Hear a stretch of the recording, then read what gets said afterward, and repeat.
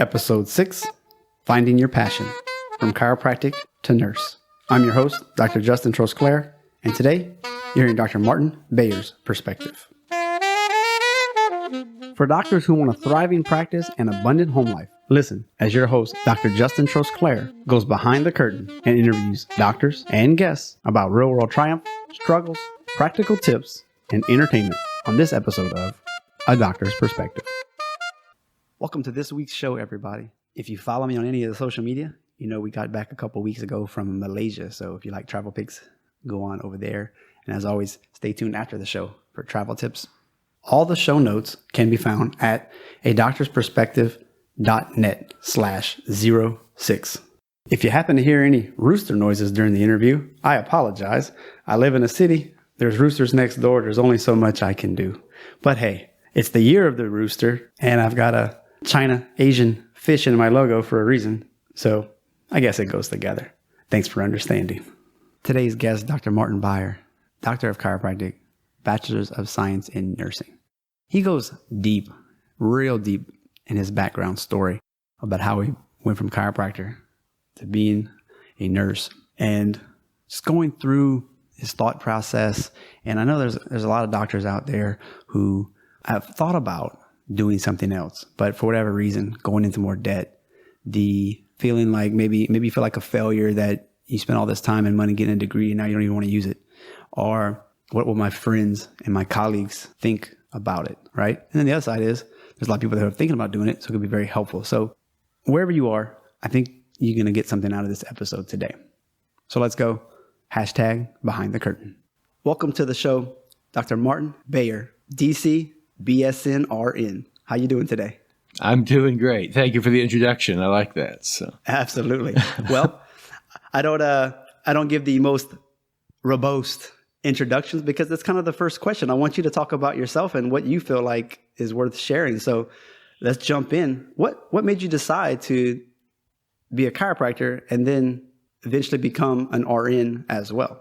Yeah, well, my journey with chiropractic was quite simple in the sense that I was hurt in a car accident, and then I went through traditional, went through surgery, went through physical therapy, and I still felt like I had somewhere to go. And so I just was lucky enough to have a friend whose father was a chiropractor. And so he took me in, he started adjusting my neck, and I started getting more range of motion in a damaged arm that I had. And it kind of just, it blew my mind a little bit. And so I started, looking into it. And the doctor who I was seeing, this was back in Canada, told me, what school to go to, where he knew someone, and so I got my prereqs done, and I applied to Texas Chiropractic College there. So, and that's in Houston, right? Yep, that was Pasadena technically, right? So you're Canadian. Canadian, well, British by birth, Canadian by immigration, and then a U.S. citizen by immigration following that. So, well, we just got them all on this. I was like, yeah, covering it. Fantastic. So did you have your own practice? What was your journey with chiropractic? Well, I was like, just based on my situation was when I graduated from chiropractic college there, I was an international student at the time. So I wasn't an American citizen. I had a green card, but I wasn't by any means guaranteed permanent residency or whatever the case may be. So I had the same amount of debt that most of us have leaving a chiropractic institution. The only difference is that my loans were largely private and unsecured. So it made securing money for your own practice or my own practice difficult. So I started out just working as a chiropractic associate in a high-volume practice in Leavenworth, Kansas, for those who know the Midwest there. It's just about known for prisons more than anything, I think, but about an hour outside of Kansas City. And I worked for a gentleman there for, I don't know, always seems longer than it is, I guess, but at least a couple years there, somewhere between, 2 and 4 years. And I also had a little practice in a town in Topeka, Kansas, where I rented space and tried to have another a second business going there, and that went on. I probably worked in as an associate and an independent business owner combination for probably about a year and a half, 2 years before I moved out to where I am now in Arizona. How was that? Was it difficult to have both? Did you see success in one versus the other? Yeah, it was a failed attempt, largely based on just resources being spread too thin, and how can you be fully invested in your own practice when you're still working primarily for someone else. But for me, the situation was more of a chance just to break out and say, hey, I know I can't get the finances secured or get them secured and still eat food and have, lights and running water. So it was an attempt by me to kind of break the mold and just try make an attempt to push out on my own and get some independence there. Right. But then you ended up going to Arizona. Yep. So a couple of things in that practice I was in there with the practice I was in Topeka, where I was renting space.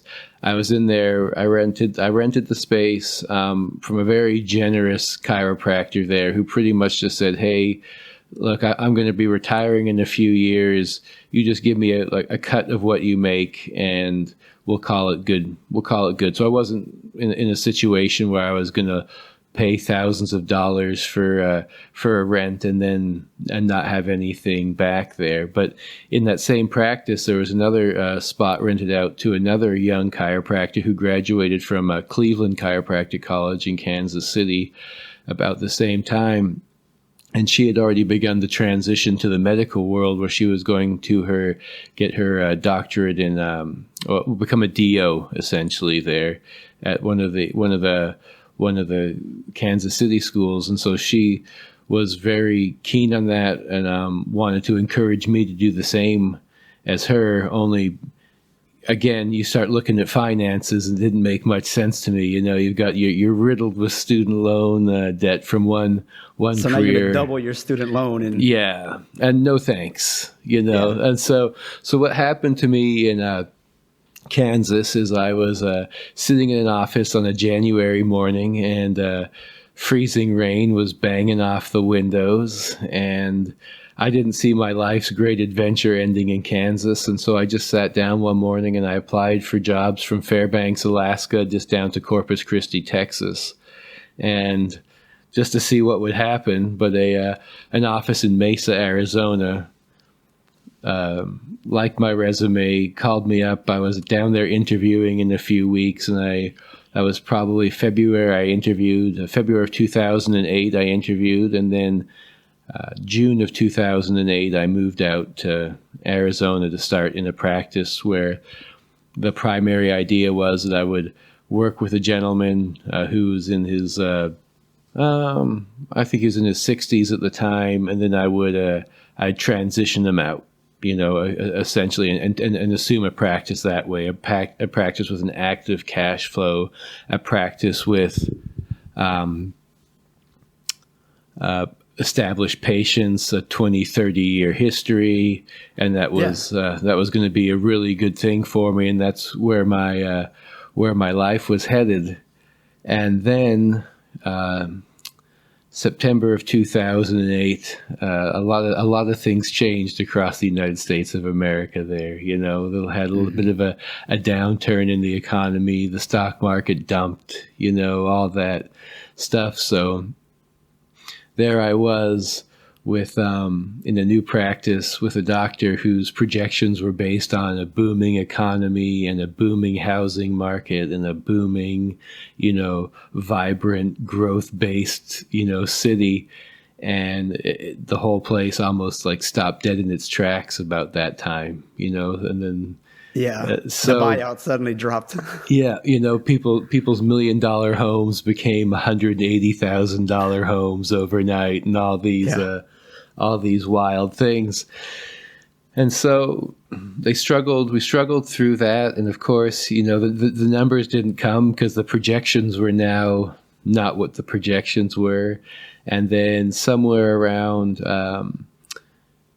probably the end of 2009, December of 2009, we got a letter from Blue Cross Blue Shield, and they said, hey, it looks like, you know, we're going to pull out a chiropractic, or we're not going to have we're not going to accept claims, or there's a chance we're not going to, or we're not going to have any in-network chiropractors or anything anymore.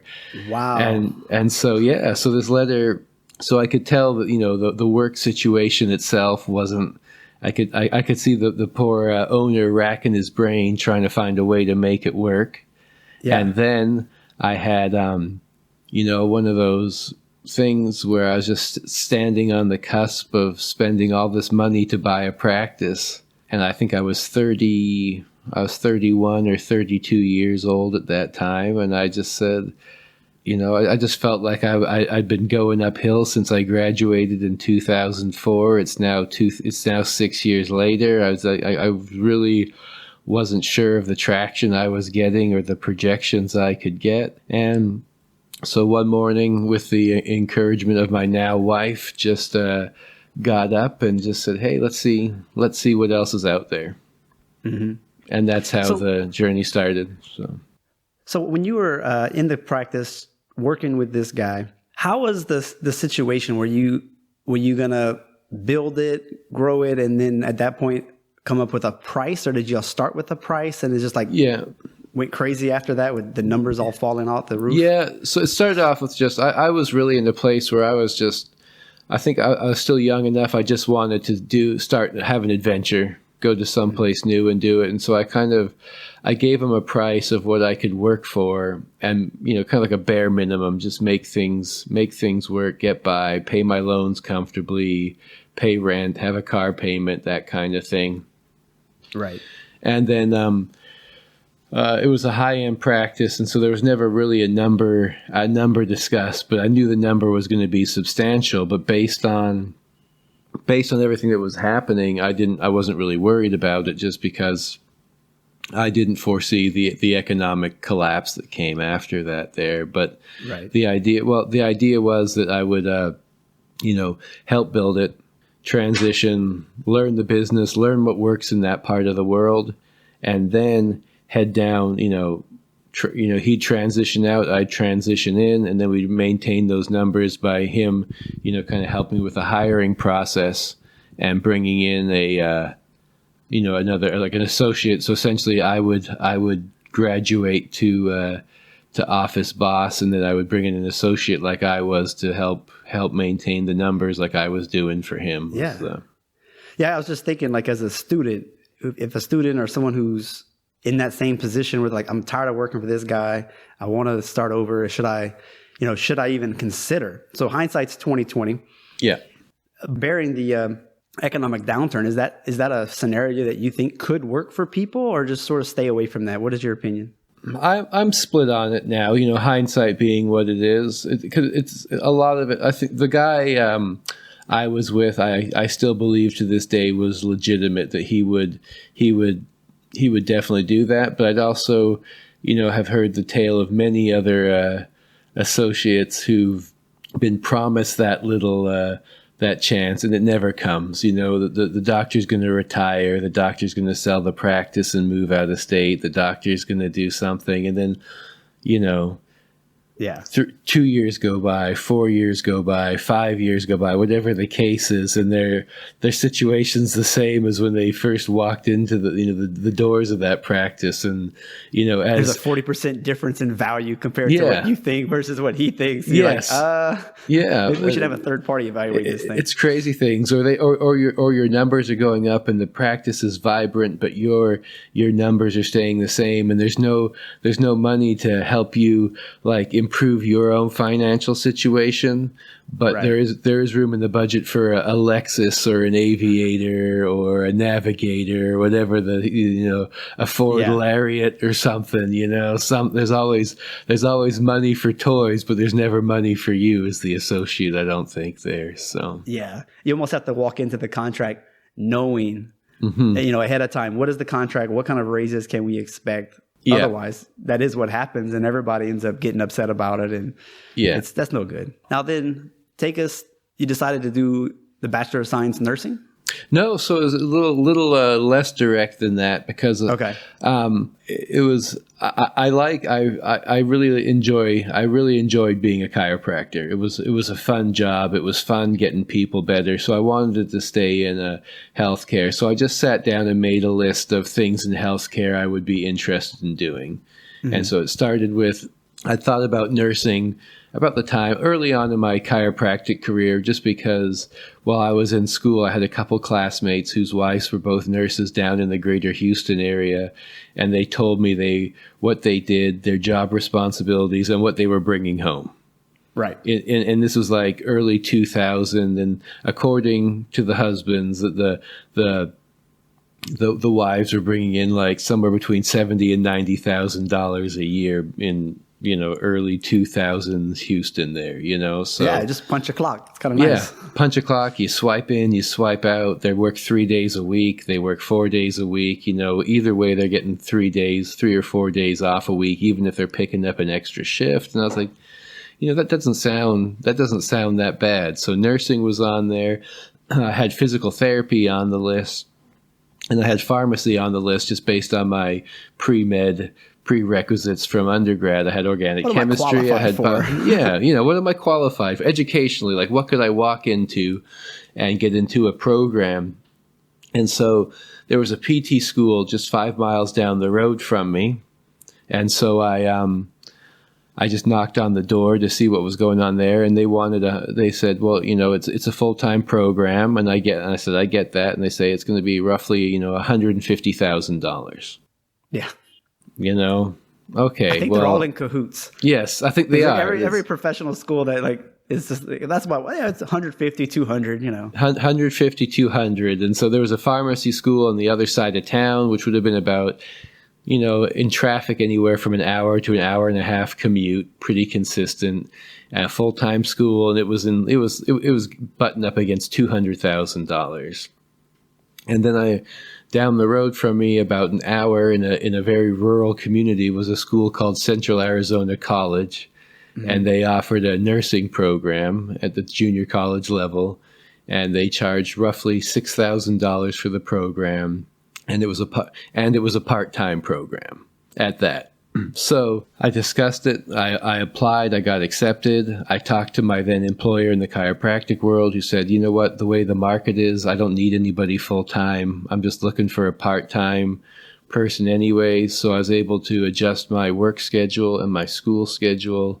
And I was able to still work as a chiropractor on a part-time basis while going to nursing school, 3 days a week. Yeah. Yeah. It was a really great situation for me. It kept me employed. It kept me making money for the base bills as you essentially go and retrain, from start from the ground up, because they like your credentials, but they also want their money. About medicine. Yeah. Yeah. Yeah, we don't know much about pharmacy. We don't know much. There's a learning curve in there, but as the education went on, the chiropractic degree was phenomenal. And when you're just talking base anatomy and all the questions that could come up as far as what is a physiological exam, what is a neurological exam, what is this, and you had it, as a primary care provider, essentially. You're coming into it at a great, you're some straight A's. Yeah. Well, as much as you can. I don't work that hard. All right. Now, are you enjoying it? You're employed now as an RN? Yeah. So I'm employed as an RN, and I work in the operating room of all places. Okay. And it was quite it was a neat transition for me. I left school. I applied for a bunch of jobs, but you're not worth anything because it's kind of an you're kind of reliving your early stages again, where you're knocking on the door, begging for people to give you a chance, right? Again. And so I eventually got a job with a network with a cancer hospital. Mm. And so I took this job, and I fully expected I would be on the chemotherapy floor, with infusion pumps and dosaging or whatever the deal is with that, just based on the lay of the land. But I got pretty lucky as I got put into surgical oncology, and I watched these. I was put in a head and neck cancer clinic, and I was watching these doctors do these amazing free flaps, and they're taking, massive, cancerous incisions off the face, and they're taking a flap from the leg, and they're combining it, and they're just doing all these amazing things. And so I wanted to know more, and I was in an environment with surgeons who were very open and very responsive to their immediate. I shouldn't say staff, because we're employed by the hospital, not the surgeons, but they were engaged in us, and they were engaged, and they kind of said, hey, if you're interested, you should just be in there. So there's a whole separate training program for that. So the company I was with hired me into the surgical program and gave me extensive training on what the needs of the operating room are, and what the ins and outs, and so that's what I do now. That's the day to day now, is go in, punch the clock, and then watch people, have gallbladders removed, or Did you ever have to have like a mental shift coming from chiropractic, no drugs, no surgery, rah rah rah, to, okay, this is what I'm doing for a living now? Was there ever a struggle within you to rectify that? Or well, I think for me personally, there still is. Like, if I was to personally hurt my back, my first stop would not be to go to the family doctor and try to get some whatever it is, ibuprofen or painkillers or anything like that. When I hurt my back, I go to the yoga studio. That's what I do there. I go do something active for myself. I'll go see a chiropractor. I'll go do something that fits more my belief system, which chiropractic completely fit my belief system on what I felt health should be. Give your body good nutrition, heal from the inside out, do that. And so it is a very different world where you're noticing that most people you work with, definitely a lot of your patients, are just like, I want medicine. Medicine will make me better. Yeah. That's what I want, and it's like, who am I to argue with a belief system, is kind of where I ended up falling into, just because my dad never took me to the doctor when I was sick, and Johnny down the street's mom had him taking like 3 courses of antibiotics every flu and cold season there. Who's wrong? Who's right? I don't know. So I just kind of live in limbo there. So, and it does seem like the chiropractor, some of the chiropractors are like super straight, don't vaccinate, don't do all these things. And I mean, when you're talking about that, it's here's the paradigm, and you're just bashing it. Mm-hmm. And people are kind of, I would say, what's a good word for it? Repelled, or away from it. But if you can accept where they are, I think that's a good thing for our profession, to just accept that people want to take these things, educate them, but then don't force it down their throat, because you're just going to push them away in a sense. Yeah, it's going to get too polarized, and you're going to run them off. And it's not really about, I think the hard thing with a lot of things, and I try to do it all the time, is just kind of check your ego at the door there. It's like, it's not about you, and it's not about you and your needs and your wants, or even your wants for the patient or your wants for the community. It's about giving the patient what they want and what you can ethically provide for them there. Yeah. So switching gears just a little here. Yep. We kind of mentioned the college kids already with the system that you already have. Mm-hmm. Would you recommend, or I guess what would you recommend, but is it an idea for someone to maybe become a nurse, and then that way when they're in their professional schooling, they could do that as a job? And then I guess technically always had that to fall back on, but do the reverse order that you did? Or what would you recommend to a college kid that's trying to figure out what to do with their life? It's a hard question, because I know if somebody would have asked me that same one when I was going, it's like, I knew I wanted to be a chiropractor. Mm-hmm. I knew it. There was no doubt in my mind, 100%. This is what I've wanted to do. This is the first thing I've really been passionate about in my adult life. I'm I'm doing it. And if someone would have told me to pump the brakes and not chase something down like that, I'm not sure how that would have gone over for me. Right.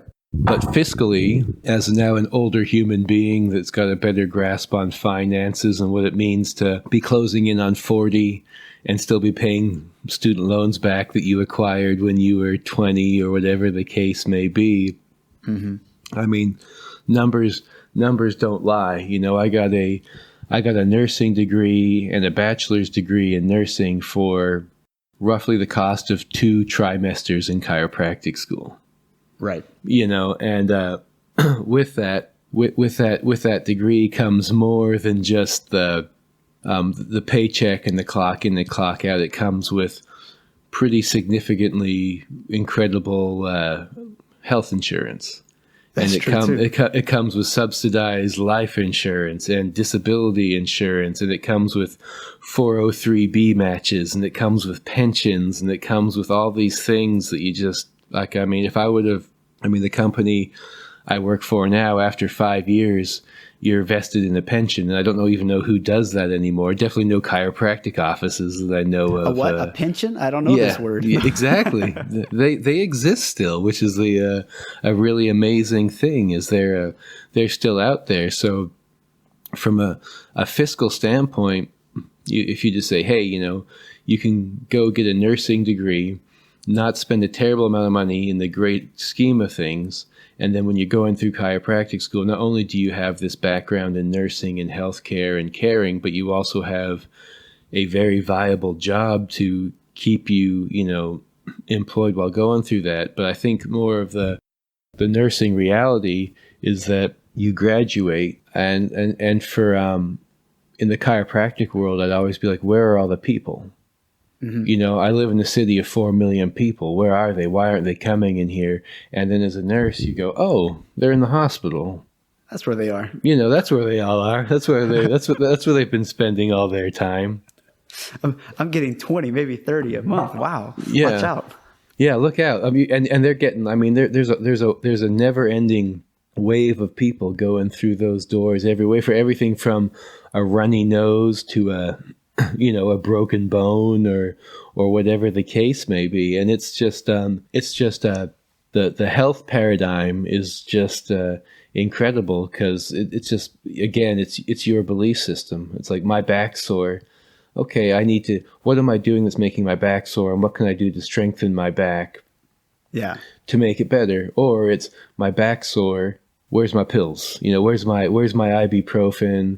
Where's my heat pack? Where's my whatever? And you know, the reality of the situation is, right or wrong, and I don't think there honestly is one, mm-hmm. is that we want that satisfaction, we want that quick fix, and even if you just it's a hard sell when you say, my back hurts now, and I want it better now, and I can do that with medication or an injection or right. whatever the case may be. Or you go to somewhere and say, well, I can make you better in a month, but you got to come spend an hour with me 3 to 4 times a week for that month. Right. And, you know, and people don't have that kind of time, I don't think, at least in the America I live in. Right. And it seems we need to have like a rich charitable man or woman to just start advertising like crazy on TV. Mm-hmm. You know, we all know what the little blue pill is, but we don't have something that's easily patented, mm-hmm. and someone can just make a ton of money off of. So it's hard to find a way to advertise nationwide like they do and have that kind of money to keep advertising, so that people understand you could do this, or you could go this route. It's going to mm-hmm. take longer, but you might find that you have better results long term, actually taking care of the issue. Yeah. And selling that, you know, and you know, so that was one part of it. The other part, I would really love to go back and tell like a young me or a young anybody going into the chiropractic world, is one of the shifts I found rather quickly, where I was a graduate in 2004, 2005, started practicing. You're surrounded by chiropractors who probably graduated from school in the 1980s. They got out of school maybe with maybe with $100 in their pocket for all I know, but they never had like the debt that today's student has.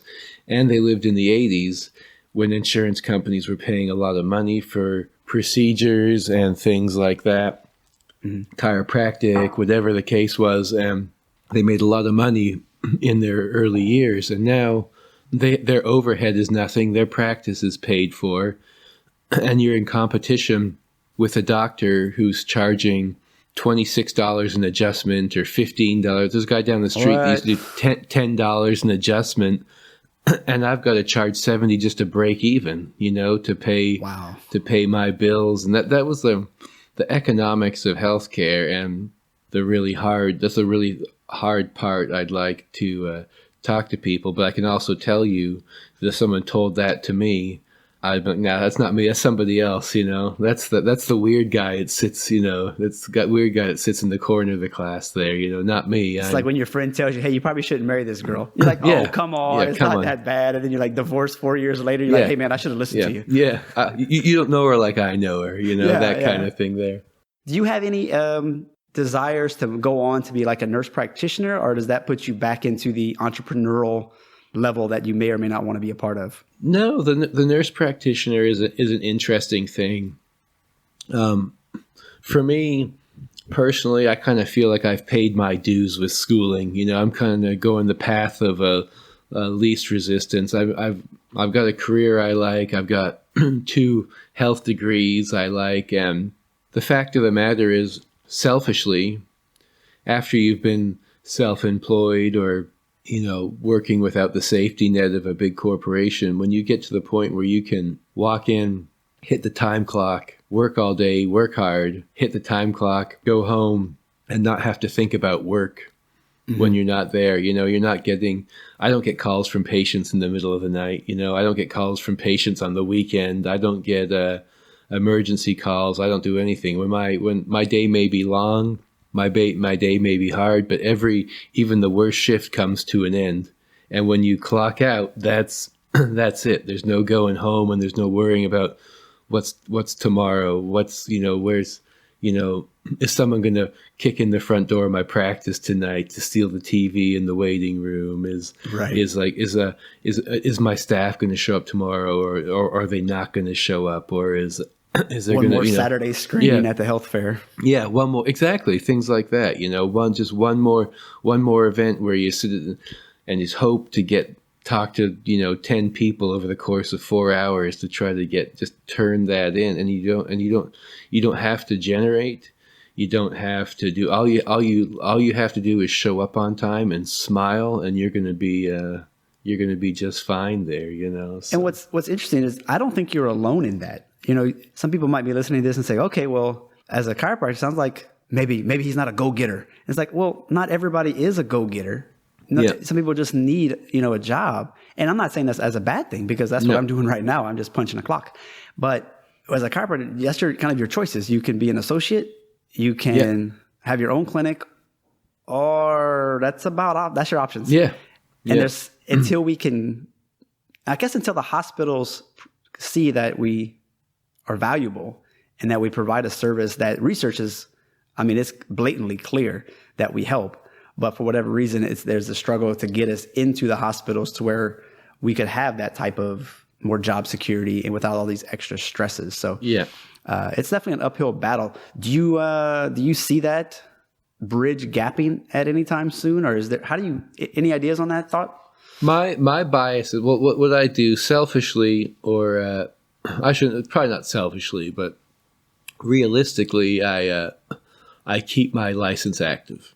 Yeah, I'm still licensed because just in case something like that happens. But you could actually have a part-time practice still. Yeah, if you only work in 3 days a week. Yeah, well, I work more. I have, and that's the thing. It's like that's the whole thing with like the go-getter. It's like I worked 40, 50-hour weeks as a chiropractor, self-employed, and I work 40, 50-hour weeks as an employed person, and double time.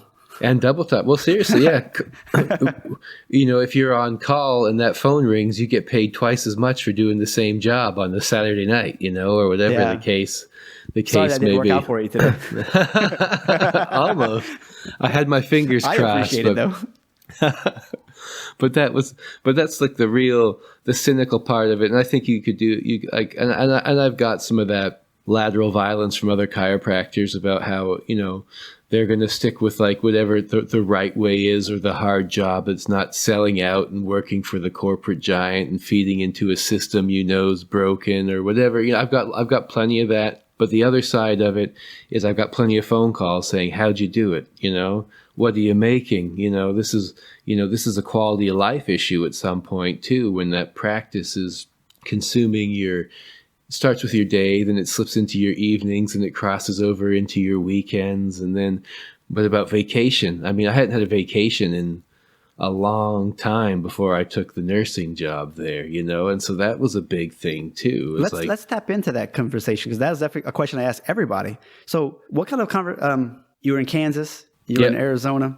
What kind of vacations were you taking? What could you have done differently? And now, I'm assuming as a hospital, you get 3 to 5 weeks off per year. Yeah, or more, depending on how you stagger it there, So it's like you could have, so when I was in Kansas, I think how it was structured was the first year I was with the practice, you got nothing, I think, for vacation. If I remember correctly, you got zero. Generous. You got zero days off, and then after you'd been there a year, they gave you a week.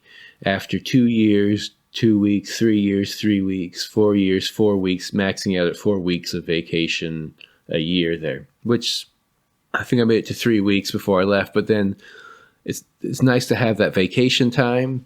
But what about actually getting time approved off, or being able to book vacations in advance? Or I've heard that's an issue too. Oh, no. You can't actually take those vacation days. It's there, but it's not for you. It's to say I gave them to you, or whatever the case may be. And then when I left Kansas to come to Arizona, I started working in June, and I took 2 days off in like November, around Thanksgiving time of November 2008, to go to my sister's wedding. And then after that, I got like 5 working days off a year is what I got. I got a week off for the next 2 years. I was there as a full-time employee. Could you get any 3-day weekends? They did a half day on Friday. So, but built in. Yeah, built in. And those when you know how it is. It's like, you get a half day, so you plan, okay, that's great. Let's do something at, I'm going to plan something at 1:00 on Friday afternoon because the office closes at noon, and then you walk out at 4:00 in the afternoon, or with, that kind of, someone shows up late, someone doesn't understand the office hours at that time of day, whatever the case may be. Your private practice, you can't say no. At least I couldn't say no. It falls on you. And it falls on you because you're the associate. So then you're in the situation again where you're an associate, you're making an okay living. You've got friends and classmates all around you struggling. You got classmates failing. You've got all this stuff. And so at some point you just have to say, well, do I need a vacation, or what's most important right now? And that's kind of where I was at, was my goal setting. I'm going to work hard at this job. I'm going to buy this practice. This is my baby. Yeah, it's my baby. I'm going to hire someone, and then I'll get to go on the 2-week vacation like the boss is now, or whatever. And that's kind of building it up. But then as that went, it kind of sounds like a mean thing to do to somebody.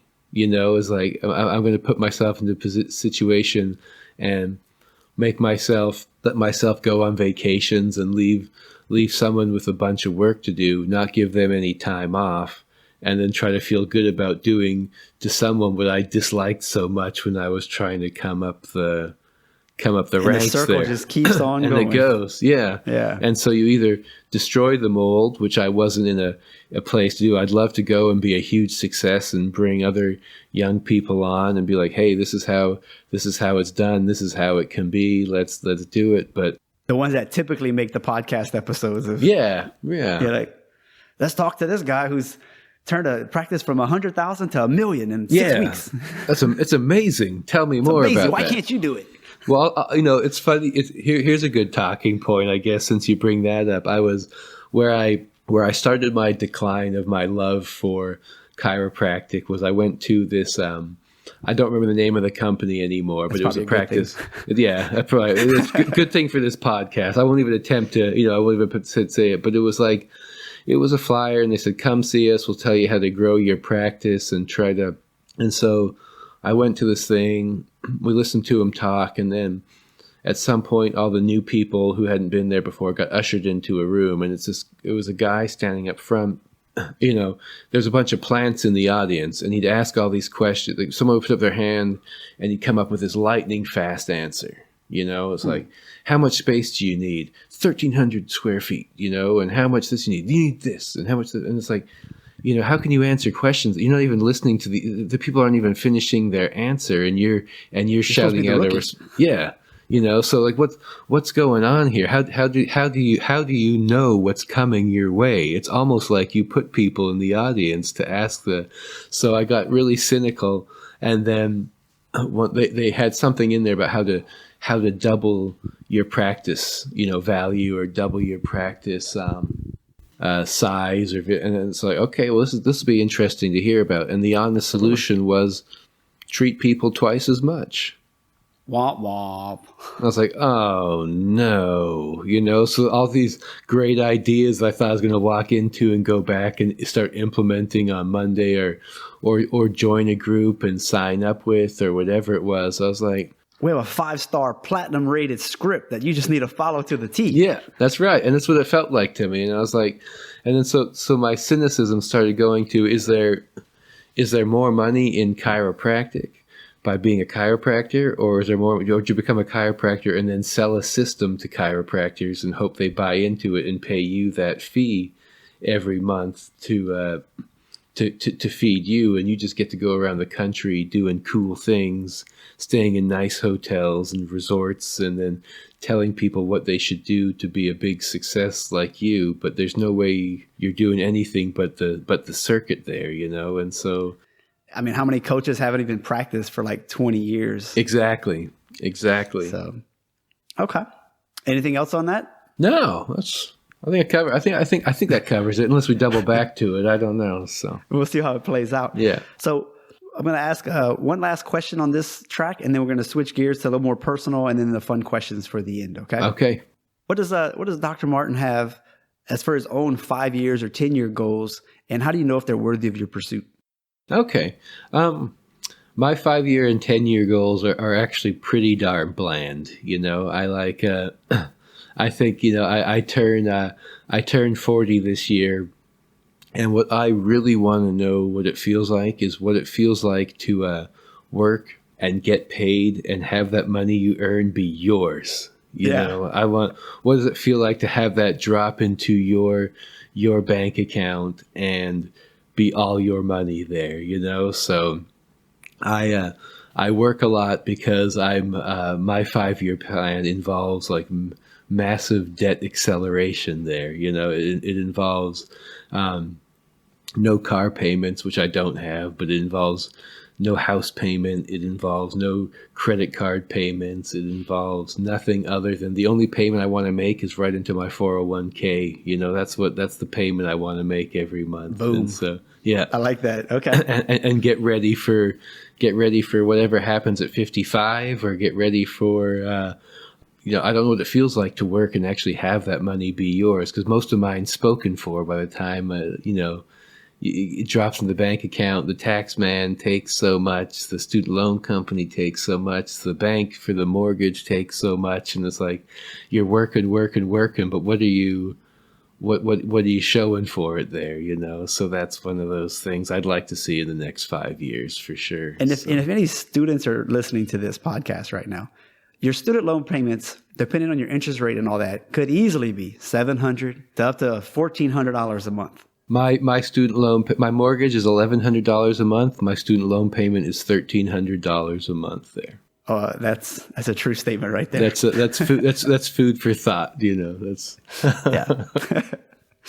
Besides pushing money away for retirement and paying off debt, what occupies your mind kids, volunteering, hobbies, around that line of thought? Animals. I got a couple dogs, and I like animals. That's my thing there. I like my vacations. I like going to the same places. I like going to the cabin in the woods. I like hiking around that cabin. I like sitting out on the porch and watching the sunset. I like stupid stuff like that there. That's my thing. I don't live like a rock and roll lifestyle on Where's this on cabin any at? level. Oh, there's a beautiful spot. If you're ever in Arizona, Greer, Greer, Greer, Arizona. It's out towards the New Mexico border, northern Arizona towards the New Mexico border, and it is just about one of the nicest places on the face of the earth, I bet, there, just to get away. How do you get a home-work balance? What's a good strategy to achieve that if you're struggling?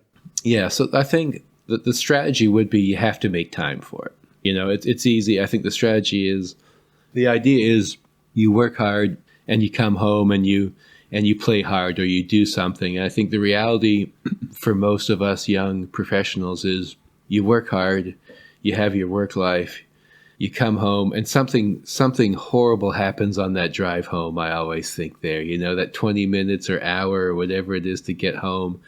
And then I think the real key is to get home and not sit on the couch, I think, is probably the real key to home life balance, or work life balance, because that's the problem I sink into all the time. Is you work all day, especially in a healthcare field. You're giving all day. It's a give, and then you get home and you just I don't know how much is left for you or how much is left for the family or how much is that. So, do you have a tactic to help with that?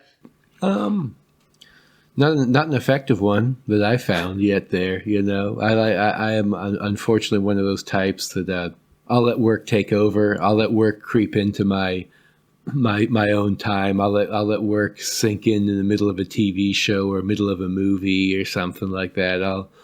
I'll get that, but I think that's just part of the process. And I'm sure by the time I'm good at it, it'll be time for me to retire anyways there. By the time I set up those walls, and I like to say, you clock in, you clock out, and you don't worry about it, but that's not how healthcare works, I don't think, in anywhere there. It's always sitting there.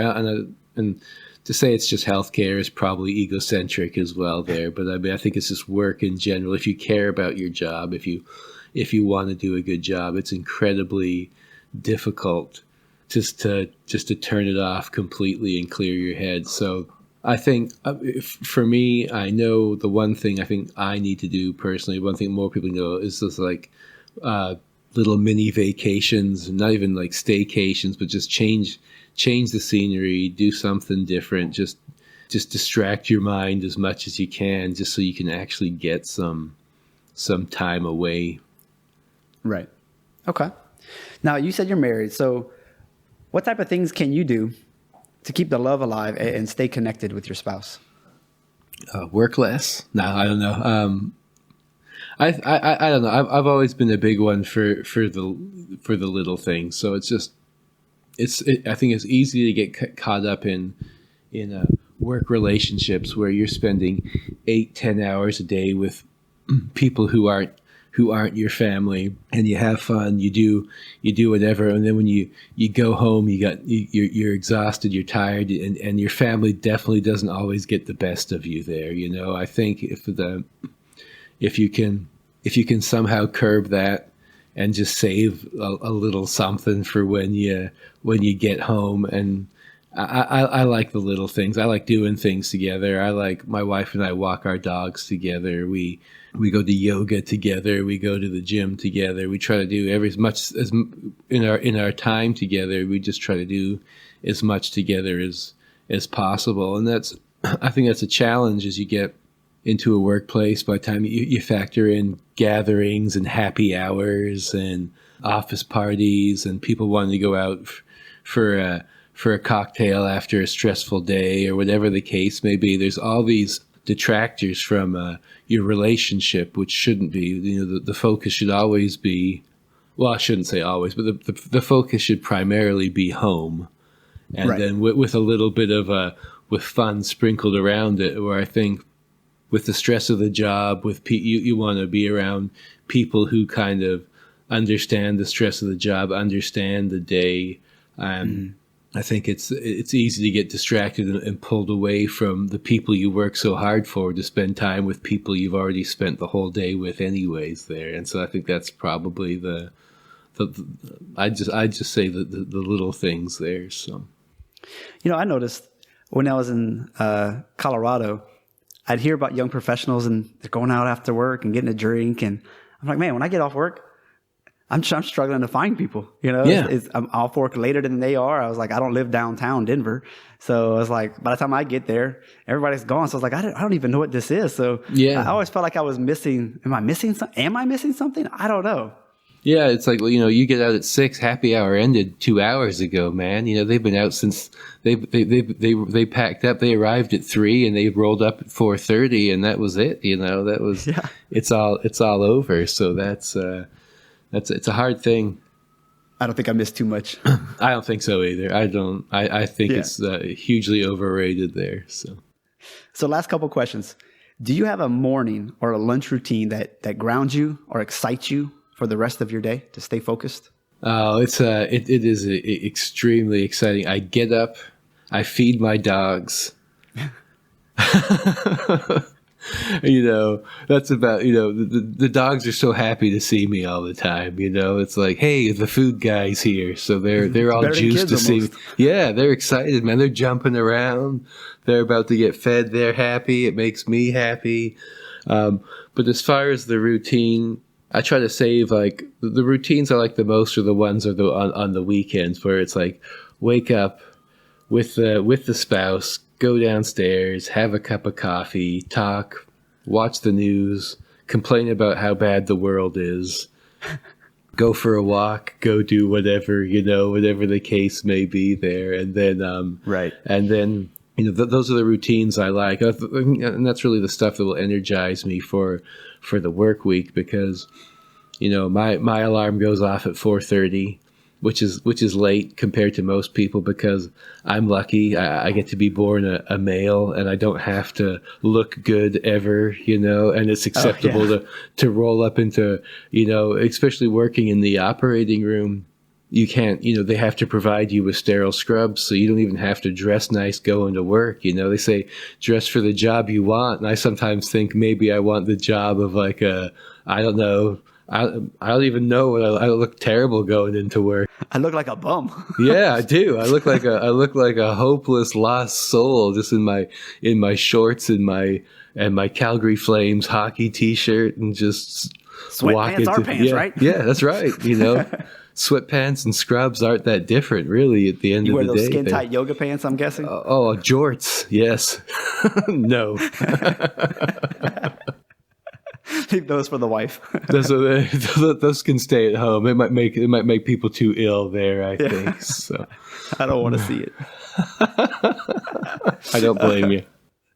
All right. Do you happen to have a favorite book, blog, podcast that you secretly love, and one that you would actually recommend to others?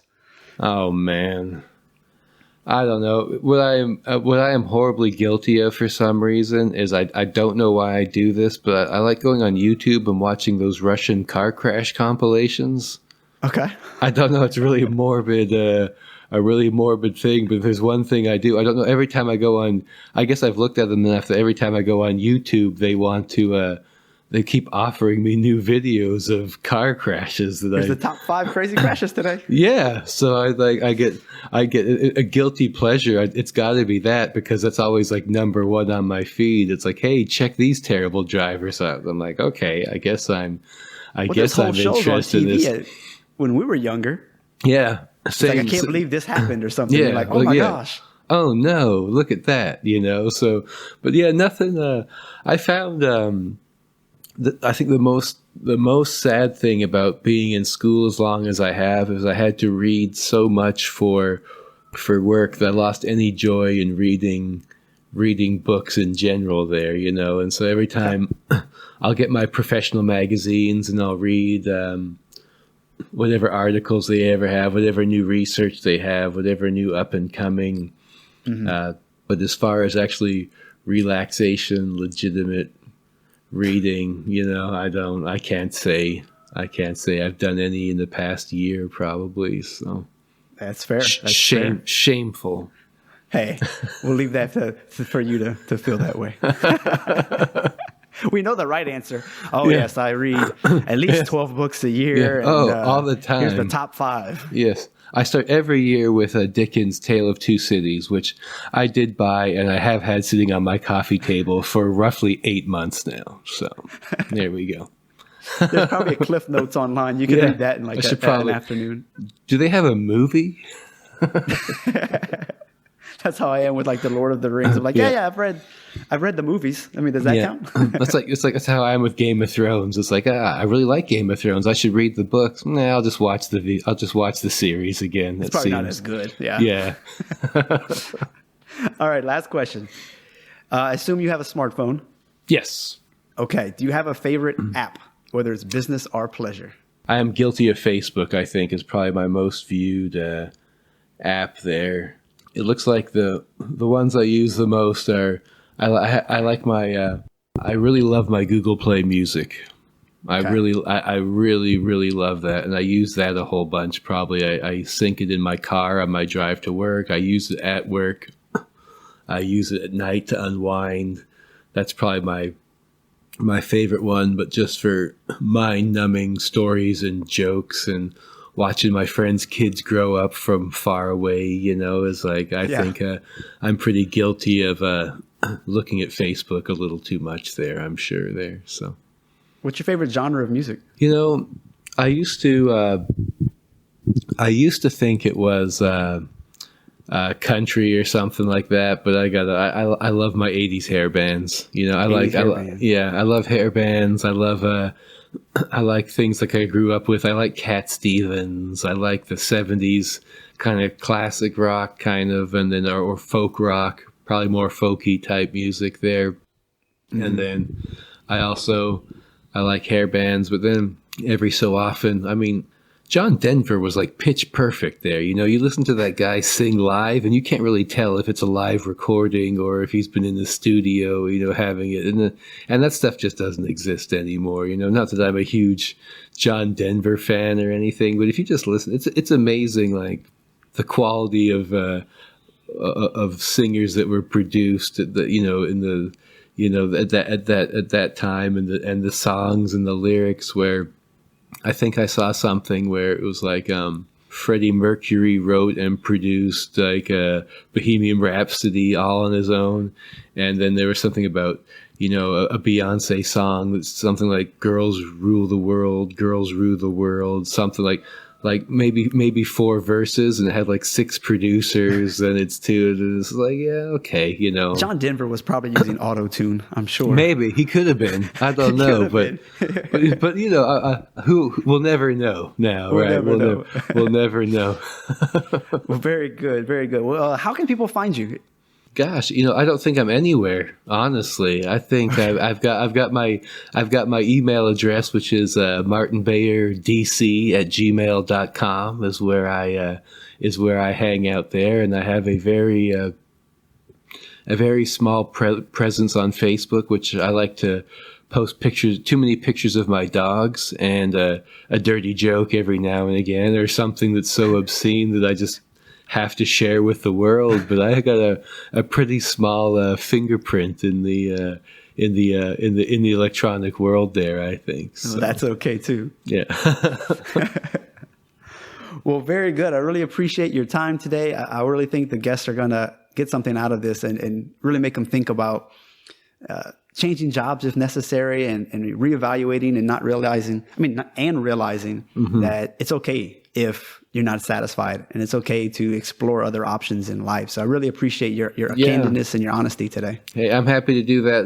If anyone is out there who's on the cusp thinking of doing it, it's not as bad as it seems there. You can find joy in almost anything you want to find joy in. And it's the transition from a chiropractor reversed Some people say it was a step back to nurse. I've never seen it like that.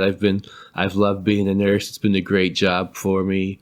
Just like chiropractic was great to me too. It's a work-life balance, as you get older, and that's what it's all about. And I found my balance in nursing that I could never find with my chiropractic days there. So absolutely nothing wrong with that. Yeah. Well, you have a fantastic 2017. You too, doctor. Thanks for having me.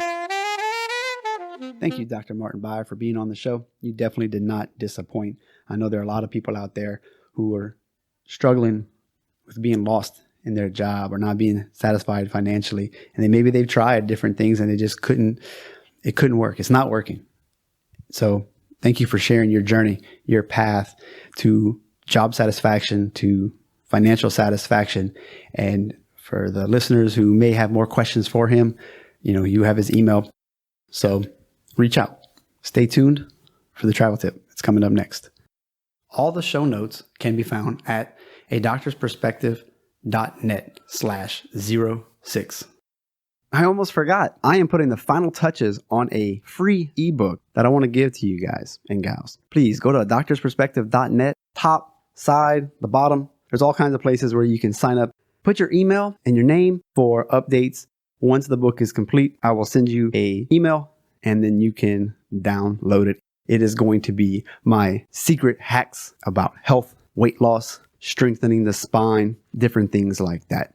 It's very actionable. It's implementable. It's not only can you use it, but also your patients. So go on over to adoctorsperspective.net, sign up, and you'll be the first to know when that ebook is ready for downloads.